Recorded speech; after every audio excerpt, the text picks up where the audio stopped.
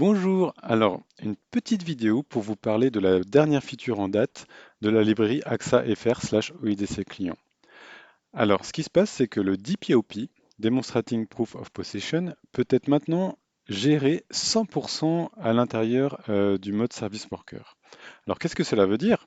Le DPoP va vous permettre de garantir que les, les jetons que vous enverrez aux API proviennent bien de vous et uniquement vous. Pour cela, il faut générer une clé privée et ensuite chiffrer tous les messages avec cette clé privée. Et bien là, qu'est-ce qui va se passer? C'est que le service worker va générer tout seul une clé privée. Comme le service worker fonctionne dans une sandbox isolée, vous ne pourrez jamais connaître cette clé privée et le JavaScript client ne saura jamais, même en cas de faille CSS, quelle est cette clé privée.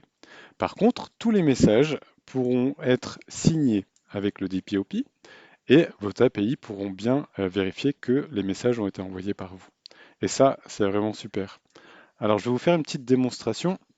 Si on revient sur le site de la librairie, ici, je peux descendre. Hop. Alors, on peut aller sur la documentation, par exemple, de OIDC client, et on peut voir que maintenant, au niveau du fichier qui permet de configurer côté serveur le, tout ce qui est lié, les configurations liées au service worker. On va pouvoir rajouter un petit attribut ici, Demonstrating Proof of Possession, true pour l'activer. Par défaut, par défaut, vous aurez une configuration qui est celle-ci, mais vous pouvez surcharger la configuration pour changer les algorithmes. Une fois que vous avez fait ça, donc ce qui se passe, c'est que je prends un exemple, par exemple, ici, sur la démo du site web, là, vous avez votre fichier de configuration côté serveur. Ici, vous pouvez activer, ici pour la configuration config with depop, demonstrating proof of possession égale true. On peut voir les résultats sur la démo, ici. Hop, voilà.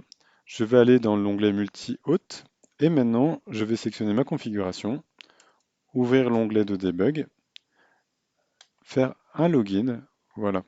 Je m'identifie en tant que Bob. Et là, on peut voir que au niveau de l'appel qui a été fait côté client, j'ai une charge utile où effectivement je ne connais pas ici. Alors je vais zoomer un petit peu le code vérifieur. Au niveau des entêtes HTTP, euh, le DPoP est injecté, mais on ne sait pas sa valeur. Et le service worker a pris la main, il a généré une clé privée qu'on ne peut pas du tout connaître, et il a chiffré un message avec cette clé privée. Et ça, c'est super.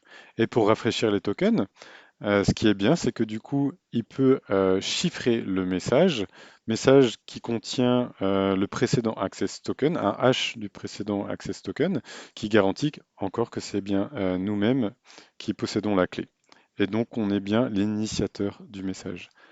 La finalité, c'est que on peut nous voler nos clés d'identification, d'authentification, pardon. Eh bien, ce n'est pas grave parce qu'on peut rien en faire sans le DP, sans la clé privée qui sert à chiffrer les messages. Je vous remercie et à bientôt.